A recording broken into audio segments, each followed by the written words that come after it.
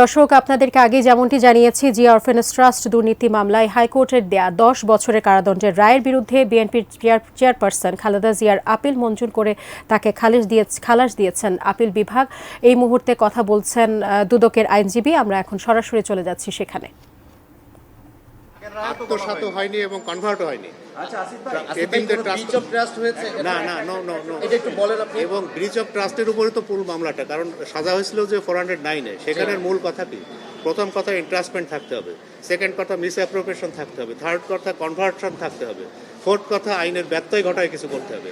এর কোনোটাই হয়নি, কারণ মূল কথা না, আপনি দেখেন যে মিস অ্যাপ্রোপ্রিয়েশন নাই, কনভার্ট নাই। কনভার্ট বলতে যেটা বোঝায় যে আপনাকে দিছে এতিমের ট্রাস্টের, যেটা এতিমদের জন্য, এতিমের ট্রাস্ট গঠন করার জন্য। আপনি যদি মসজিদও করেন সেক্ষেত্রেও কিন্তু কনভার্সনের কথাটা আসতে পারত, কিন্তু সেটাও হয়নি।